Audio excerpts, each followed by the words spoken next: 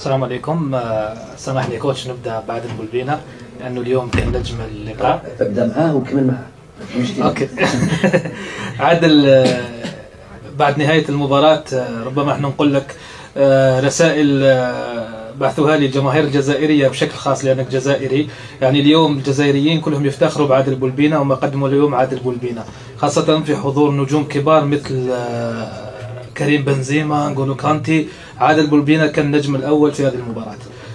حابين نعرف شعورك انت بعد هذه يعني بعد تتويجك برجل المباراه وبعد تسجيلك الثلاثيه، هاتريك ربما جميل جدا بالنسبه ليك وبالنسبه لنادي تحيل، وماذا بيا حتى المدرب يعطينا يعني شعوره بعد ما شاف عادل يسجل ثلاثيه. شكرا.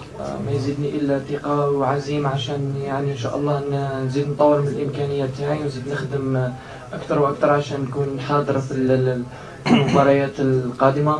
المهم يعني بالنسبه الي انا تحقيق 3 نقاط اللي راح تخلينا يعني ننافسوا يعني ونبقاو يعني ان شاء الله في باش نتأهل ان شاء الله للادوار السابقه. هذا هو الشيء المهم، انه الفريق اللي يكون يعني في احسن الاحوال. الحمد لله يعني بالنسبه لي هذه يعني ما هي الا بدايه.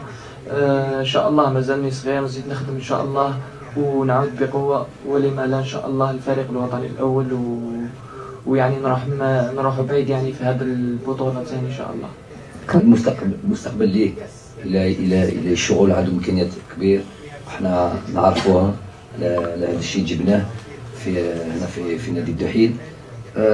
لازم اكيد لازم الشغل ويتحسن، ولكن هو لاعب امكانيات ما شاء الله امكانيات كبير.